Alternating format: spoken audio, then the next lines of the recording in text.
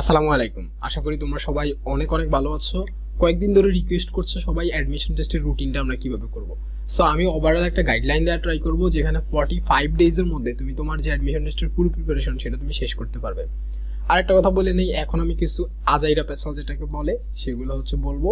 So তুমি চাইলে ভিডিওটা যখন থেকে আমাদের একদম অ্যাডমিশন টেস্টের রুটিন নিয়ে কথা বলা শুরু করা যায়, টাইম স্টেপে গিয়ে সেইখানে চলে যেতে পারো।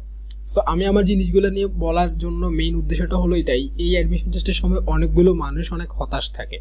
আমি খুবই বেশি ফ্রাস্ট্রেটেড ছিলাম এই কারণেই যে আমাকে বা আমার কাছে ঢাকা বিশ্ববিদ্যালয়ের অ্যাডমিশন টেস্টটাকে এরকমভাবে তুলে ধরা হয়েছিল। তখন মনে হতো যে এটা একদমই কঠিন, অনেক বড় একটা বিষয় যেটা আমার দ্বারা হবে না। ইভেন আমি একটা ভালো কলেজের ভালো টপারদের মধ্যে ছিলাম, তারপরেও আমার যেটা মনে হতো সেটা হলো আমাকে দিয়ে এগুলো হবে না। আর এটা হওয়ার মেইন কনস্ট্যান্ট রিজন আমার জন্য যেটা ছিল সেটা হলো আমি অ্যাডমিশন টেস্টের জন্য কোচিং যেখানে করতাম সেখানে বাংলাতে আমি প্রতিবারই 3-4-এর বেশি পেতাম না, যেখানে 24-এর মধ্যে যদি এটা 2017-এর কথা, তো তোমরা মেবি জানো তখন টোটাল আমাদের 200 মার্কস ছিল এবং 120 মার্কস পুরোটাই এমসিকিউ থেকে আসতো। সো যখন এই কোচিং সেন্টারের মক এক্সামগুলো হতো বা মডেল টেস্টগুলো হতো তখন আমি খুবই ফ্রাস্ট্রেটেড থাকতাম, কারণ আমার সাথে আমার যে ফ্রেন্ডরা তারা অনেক ভালো করতো। মিনহোয়াইল আমি বাংলাতে এমনিতেই খারাপ ছিলাম, তারপরে প্রতিবারই খারাপ করতাম, 5-6-এর বেশি তো কোনোবারই পেতাম না। আর এই মডেল টেস্টে প্লেস করা তো বাদই, কোচিং সেন্টারে আমি কোনো রকম পাস করে বেরোতাম, কারণ বাংলাতে কোনো পেজ ছিল না। সো আমার স্ট্রং জোন যেগুলো ছিল সেগুলো বলতে গেলে আমি ইংলিশে একটু স্ট্রং ছিলাম। সেটাও বলতে গেলে যখন আমি অ্যাডমিশন টেস্টের প্রিপারেশনটা শুরু করলাম তখন আমি দেখলাম যে ভোকাবুলারি পড়তে হবে, প্রিপোজিশন পড়তে হবে, তো সেইগুলো তো আমি কখনো মুখস্থ করি নাই। বা আমার কলেজে যখন এগুলো নিয়ে কথা বলা হতো তখন আমার অনেক ফ্রেন্ডই অ্যাডমিশন টেস্টের প্রিপারেশন প্রায় টেস্টের পর থেকে শুরু করে দিয়েছিল, বাট আমার ক্ষেত্রে জিনিসটা মেবি ইনফরমেশন ব্যারিয়ার অথবা অন্য কোনো কারণে আমি শুরু করতে পারিনি। সো যখন আমি কোচিং সেন্টারে ভর্তি হই তারপরও যে প্রত্যেক দিন ক্লাস করা রেগুলার, এই জিনিসটা আমার জন্য অনেক বেশি টাফ হয়ে গিয়েছিল, কারণ আমার বাসা থেকে ফার্ম গেট যাওয়া সেইটা একটা হ্যাজার্ডাস ব্যাপার ছিল প্রতিদিন। তারপরের ব্যাপারটা হলো আমি অনেক উইক ফিল করতাম, তো রোজার সময় আমার টাইফয়েড হয়ে যায়। অ্যান্ড এটার পর থেকে বেসিক্যালি আমি পুরোপুরি আমার যেই আশা বা ভরসা ছিল ভর্তি হওয়ার সব কিছু মূলত হারাই যায়। সো ওই ব্যাপারগুলো আমি অ্যাকচুয়ালি বলতে চাই না এখানে। আমি যেটা বলতে চাই সেটা যে হতাশ হয়ে লাভ নাই, একটা কারণেই, সেটা যারা অ্যাডমিশন টেস্টটাকে অনেক বড় কোনো কিছু এরূপে তোমার কাছে তুলে ধরে ট্রাই করছে, তারা নিজেরাও জানে এটা এত কঠিন একটা বিষয় না। সো এখানে মেবি কোনো বিজনেসের কোনো কিছু জড়িত আছে, যার কারণে যদি এটাকে কঠিনভাবে তুলে ধরা যায় তাহলে হয়তো অনেক বেশি কোচিং সেন্টারে মানুষজন পাওয়া যাবে। প্রবাবলি আমার কোচিং সেন্টার থাকলে আমিও নিজেও এইগুলো কথা বলতাম। সো এখানে আমি তাদেরকে হিপোক্রেট বলবো না, সবাই বিজনেসে নিজের সুবিধা চায়, সেক্ষেত্রে মেবি আমার থাকলে আমিও বলতাম একটু আগে যেটা বললাম। সো দেখো, মেইন জিনিসটা হলো তুমি যদি হতাশ হয়ে যাও তাহলে তোমার অ্যাডমিশন টেস্টের প্রিপারেশন আগে ভাগেই শেষ। সো হতাশ হয়েও না, এই অ্যাডমিশন টেস্টের রুটিনটা ফলো করো। তুমি আর যে খুব ভালো একটা কলেজে পড়েছে তার মধ্যে কোনো ডিফারেন্স না অ্যাডমিশন টেস্টে, কারণ সে যদি আগে থেকে প্রিপোজিশন ভোকাবুলারি মুখস্থ করে থাকে তাহলে হ্যাঁ, তার কনফিডেন্স একদম ভালো জায়গায় আছে। বাট আমি যখন এই ভোকাবুলারি পারতাম না, ইভেন অনেকগুলো কম্প্রিহেনশনও পড়তে পারতাম না, তখন এত কঠিন কঠিন ভোকাব সেখানে ছিল, এটা আমার জন্য অনেক বেশি হার্ড ছিল। সো এই ভিডিওটা মেবি অনেক বড় হয়ে যাবে, তোমরা যদি একটু দেখো আমি আশা করি এটা থেকে তোমরা অনেক ভ্যালু পাবে। এই throughout the whole video কিছু কিছু জিনিস বলার ট্রাই করবো আমি নিজের এক্সপিরিয়েন্স থেকে। তো এরকম কোনো জিনিস যদি তোমার মনে হয় যেটা আমি ভুল বলেছি বা তোমার কাছে ভালো লাগছে না, তাহলে আমি এখনই ক্ষমা চেয়ে নিচ্ছি, অ্যান্ড এই ছোটোখাটো ভুলগুলা ক্ষমা দৃষ্টিতে দেখবে। সো দেখো, প্রথমে কত ঘন্টা পড়বো, এটা অনেক বড় একটা মিথ। ইভেন আমি এখনো দেখি অনেকে বলে 17-18 ঘন্টা পড়তে হবে, 15-16 ঘন্টা পড়তে হবে। আরে ভাই, আমি যদি 15-16-17-18 ঘন্টা পড়ি তাহলে আমি খাওয়া দাওয়া ঘুম যাবো কতক্ষণ? সো একটা মানুষের যদি ভালো করে ঘুম না যেতে পারে সেক্ষেত্রে সে কীভাবে পড়াশোনা করবে? সো এটা একটা মিথ। একজনের হয়তো 3 ঘন্টা 4 ঘন্টা পড়লেই হয়ে যাবে, আরেকজনের সেটা 9-10 ঘন্টা পড়তে হতেই পারে, বাট দ্যাট ডাজন্ট মিন যে আপনাকে 15-16 ঘন্টা পড়তেই হবে। সো এই মিথে কখনো পড়বেন না। ইভেন কেউ যদি এসে বলে আমি আজকে 17 ঘন্টা পড়ছি, সো এটার জন্য নিজে কোনো সময় নিজেকে ছোট ফিল করবেন না। হয়তো তার 17-18 ঘন্টা পড়া লাগে যেটা আপনার লাগবে না। সো আমি জানি না এই 17-18 ঘন্টা পড়া বা 15-16 ঘন্টা পড়া এটা কোথা থেকে ডিরাইভ হয়েছে বেসিক্যালি। এখন আমার যারা সহপাঠী, আমার ক্লাসমেট ইউনিভার্সিটিতে, তাদের কাউকে আমি দেখি না যে বলতে যে আমি 17-18 ঘন্টা পড়ছি। সো 17-18 ঘন্টা পড়া কারো লাগতেও পারে, কিন্তু আপনার যে সেটা লাগবে একদমই না। সো এই মিথে পড়বেন না। এবার আসে প্রতিদিনকার রুটিন। সো প্রতিদিনের রুটিনে যা থাকতেই হবে, আমাদের সময় জিনিসগুলো এরকম ছিল না। যেমন আমার সময় যদি আমি বলতাম তাহলে হতো যে এখানে ফ্রি হ্যান্ড রাইটিংটা আমি বাদ দিতাম, বাদ দিয়ে সব কিছু পড়তে হতো, কারণ আমার সময় ফ্রি হ্যান্ড রাইটিং ছিল না। বাট গত 2 বছরে বা গত বছর আর এই বছরে আমরা যেটা দেখতে পাচ্ছি, সেখানে লিখিত অনেক বড় একটা অংশ আসছে, এবং এটা কিন্তু অ্যাডমিশন টেস্টে অনেক ডিফারেন্স ক্রিয়েট করে দিচ্ছে। সো আপনি যদি একটু ফ্রি হ্যান্ড রাইটিংয়ে ভালো থাকেন, দেখবেন আপনি অন্য সবার চেয়ে অনেক বেশি এগিয়ে যাচ্ছেন। সো প্রথমে যেটা থাকতে হবে রুটিনে বাংলা, তারপর ভোকাবুলারি, তারপর অ্যাপ্রোপ্রিয়েট প্রিপোজিশন, তারপর ফ্রি হ্যান্ড রাইটিং, এরপরে ইংলিশ।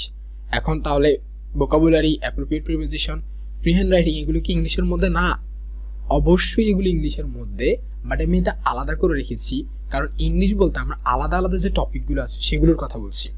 তারপর আসে অ্যাকাউন্টিং, ম্যানেজমেন্ট, ফাইন্যান্স। এই প্রত্যেকটা জিনিস আপনার প্রতিদিনকে রুটিনে থাকতে হবে। সো আমি একটা 45 ডেজের গাইডলাইন তৈরি করেছি, যেটা আমি এখন আপনাদেরকে দেখাবো।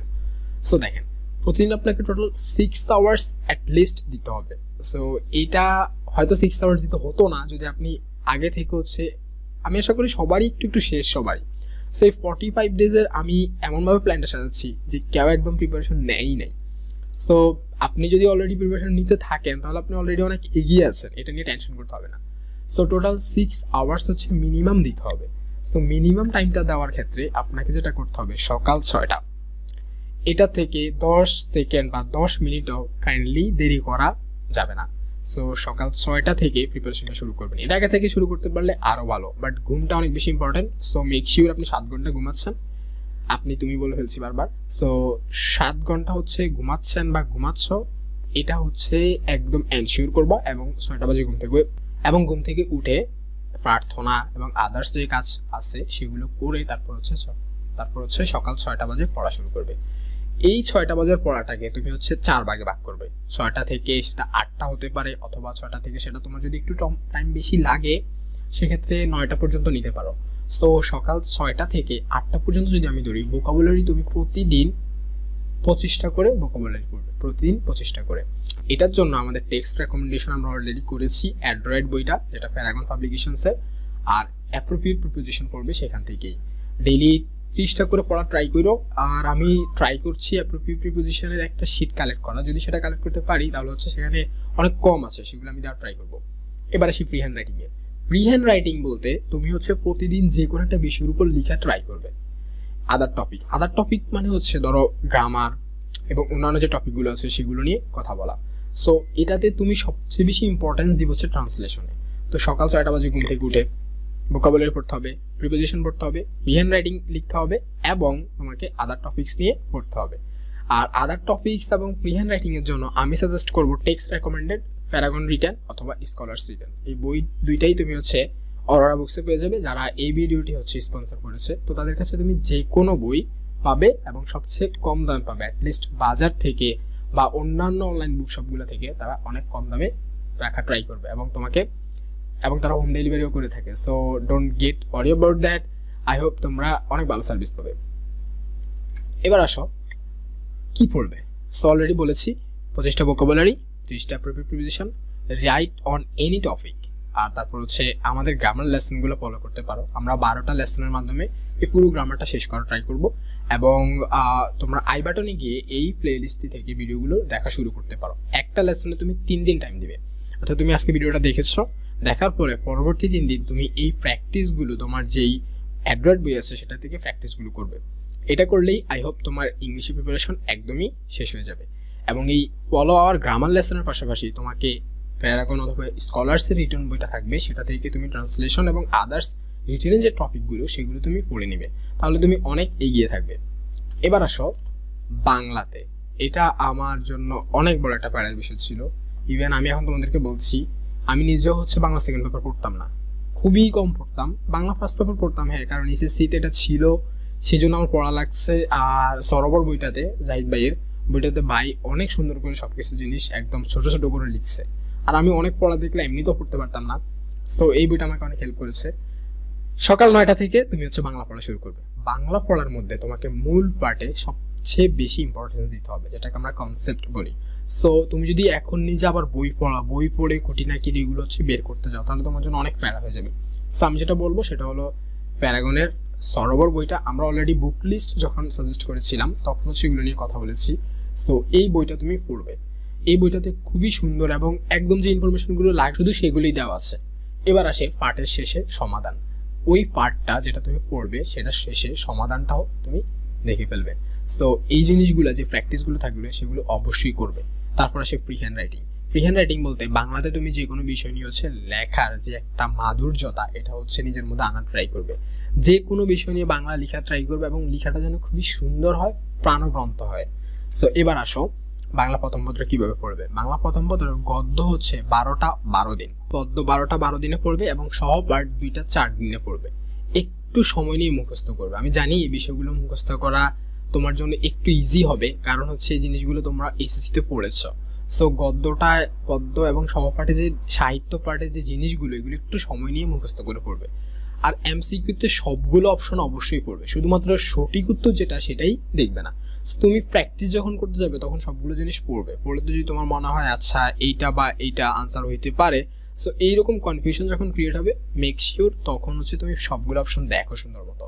সো যখন তুমি এমসিকিউ এগুলা পরবর্তীতে অ্যাডমিশন টেস্টে আসবে তখন কিন্তু এটা তোমাকে দেখবে অনেক হেল্প করে।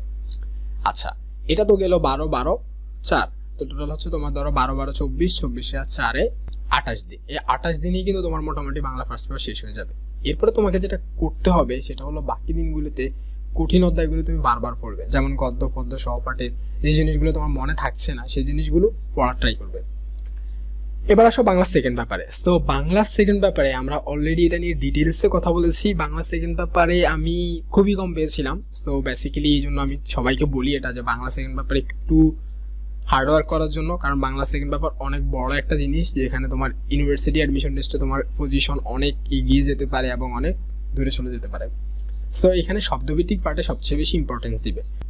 শব্দভিত্তিক পাঠের সমার্থক শব্দ, পারিভাষিক শব্দ, বিপরীত শব্দ, এগুলো হচ্ছে 15 দিনে শেষ করবে। শব্দভিত্তিক, প্রবাদ বাক্য, বাগধারা, এক কথা প্রকাশ, এগুলো হচ্ছে 15 দিনে শেষ করবে। তার মানে এটা না যে তুমি সমার্থক শব্দ 5 দিন পড়বে, আবার পারিভাষিক শব্দ 5 দিন পড়বে, এভাবে পড়লে তোমার মনে থাকবে না। তোমাকে যেটা করতে হবে, প্রতিদিন সমার্থক শব্দ, পারিভাষিক শব্দ, বিপরীত শব্দ, এই জিনিসগুলো অল্প অল্প অল্প অল্প করে পড়বে, যাতে 15 দিনে তোমার সমার্থক শব্দ, পারিভাষিক শব্দ, বিপরীত শব্দ পুরোপুরি শেষ হয়ে যায়। সেম কথা প্রবাদ বাক্য, বাগধারা, এক কথা প্রকাশের জন্য। এবার আসে তোমার ব্যাকরণ। সো ব্যাকরণে 10 দিন সময় দিবে। 10 দিন কেন বললাম? ব্যাকরণ থেকে কত কোশ্চেন আসবে না, দেখবে যে এবার তো 5টা এমসিকিউ আসতে পারে, তো দেখবে 1টা বা 2টা আসবে। একটা বা 2টার জন্য এত টাইম দিয়ে পড়ার কোনো মানেই হয় না। ব্যাকরণের জন্য যেটা পড়বো সেটা হচ্ছে যে ব্যাকরণ বুঝে পড়বে, এমসিকিউ সবগুলো অপশন পড়বে। এবার আসো, এটা আমরা অলরেডি বলেছি। সো এখানে তোমার ব্যাকরণ পার্টের কিছু জিনিস দেওয়া আছে যেটা সবচেয়ে বেশি ইম্পর্টেন্ট। সো প্রথমে এই 1 থেকে 6 বাক্য, ধ্বনি পরিবর্তন, অর্থ, সত্যবিধান, সন্ধি, সমাস, উপসর্গ এগুলো শেষ করবে। তারপর ক্রিয়াকাল, বিরাম চিহ্ন, প্রকৃতি, প্রত্যয়। So it was all about Bangla second paper. এবার আমরা আসি হচ্ছে হিসাব বিজ্ঞানে। সো দেখো, আমি অলরেডি অনেকবার বলেছি হিসাব বিজ্ঞান, ম্যানেজমেন্ট, ফিনান্স, মার্কেটিং, এই বিষয়গুলো অনেক বড় একটা জায়গা যেখানে তোমাকে মার্কস উঠাতে হবে। হিসাব বিজ্ঞান র্যাবস বই 31টা লেসন আছে। তোমাকে যেটা করতে হবে সেটা হলো কনসেপ্টগুলো তুমি পড়বে, প্রতিদিন একটা করে কনসেপ্ট পড়বে এবং কনসেপ্টটা পড়ার পরে তুমি প্র্যাকটিসটা করবে। প্র্যাকটিস করবে কিভাবে? এমসিকিউ, রিটেন দুইটাই করবে। আর রিটেন বই একটাতেই, প্যারাগনের যে রিটেন বইটা আছে অথবা স্কলার্সের যে রিটেন বইটা আছে, একটা বইতেই তুমি সবগুলো জিনিস পাবা। Bangla, English, accounting, management, finance, marketing, সবগুলো জিনিস একটা বইতে পাবা। সো ওই বইগুলো কিনে ফেলো। এবার তুমি যেটা করবে সেটা হলো কনসেপ্টটা পড়ে এমসিকিউ, রিটেন এগুলো সলভ করে ফেলবে। সেম কথা ম্যানেজমেন্টের জন্য 18টা লেসন রয়েছে টোটাল ফান্ডামেন্টাল অফ বিজনেস বইটাতে প্যারাগনের। তুমি প্রতি 2 দিনে একটা করে লেসন শেষ করবা। শেষ করে প্র্যাকটিস করবে এমসিকিউ, রিটেন কোশ্চেন। এমসিকিউতে এই ফান্ডামেন্টাল অফ বিজনেস যে বইটা থাকবে ওইটার বইয়ের নিচেই লেখা আছে। আর রিটেন কোশ্চেনের জন্য তুমি প্যারাগন অথবা স্কলার্সের যে রিটেন বইটা সেটার সাহায্য নেবে। এবার আসো ফিনান্সে। ফিনান্সে টোটাল হচ্ছে, বাই দ্য ওয়ে, যাদের ফাইন্যান্স নাই তারা হচ্ছে পরবর্তীতে মার্কেটিং এর টাইম স্টেপে ক্লিক করে মার্কেটিংয়ে চলে যেতে পারো। সো ফাইন্যান্স হচ্ছে টোটাল 16 লেসন রয়েছে আমাদের যেই ফান্ডামেন্টাল অফ ফিনান্স প্যারাগনের বইটা, ওইটাতে। সো তোমরা সেটাতে হচ্ছে 2 দিনে একটা করে লেসন পড়বে, প্র্যাকটিস করবে এমসিকিউ, রিটেন কোশ্চেন। এবার আসো মার্কেটিং টোটাল 20 লেসন। সো এইটাও 2 দিনে একটা করে লেসন পড়বে এবং তোমার এমসিকিউ, রিটেন প্র্যাকটিস করবে। এইভাবে করলেই দেখবে তোমার অলমোস্ট 40-45 ডেজে পুরো সিলেবাস শেষ। এর মধ্যে তুমি যদি আলাদা বাড়তি একটু পড়তে পারো, ধরো তোমার একটু কনফিউশন ক্রিয়েট হচ্ছে, সো ওইটা বড় ভাই বা কোচিংয়ে যদি কাউ পড়ে থাকো সেটা কোচিংয়ের মেটস অথবা তোমার ক্লাসমেট তাদের সাথে শেয়ার করবে। আশা করি তোমরা অনেক বেশি হেল্প পাবে। সো এই ভিডিওটা যদি তোমাদের একটু উপকার হয়ে থাকে, একটু ভ্যালু ক্রিয়েট করে থাকে, তাহলে তোমরা তোমার ফ্রেন্ডদের সাথে এই ভিডিওটা শেয়ার করো। আর সবাইকে অনেক অনেক ধন্যবাদ, এই কয়েকদিন ধরে অনেক সাপোর্ট দেওয়ার জন্য, অনেক কমেন্ট পাচ্ছি আমি। সো তোমরা সবাই এরকম যদি সাপোর্ট দাও তাহলে আমরা আরও সুন্দর সুন্দর ভিডিও বানানো ট্রাই করবো। এবং মেক শিওর তুমি আমাদের যেই গ্রামারের উপরে 12টা লেসন রয়েছে সেগুলো সবগুলো শেষ করো। আমি অলরেডি 3টা লেসন আপলোড দিয়েছি এবং আমি আশা করি আগামী কয়েকদিনে প্রতিদিন একটা করে লেসন আপলোড দেওয়ার ট্রাই করবো। সো তোমরা সবাই প্রিপারেশন নাও, খুব ভালো করো। সবার সাথে দেখা হবে ইউনিভার্সিটিতে ইনশাল্লাহ। সো সবাই ভালো থাকবে, সুস্থ থাকবে, দেখা হবে অন্য কোনো ভিডিওতে। আল্লাহ হাফেজ।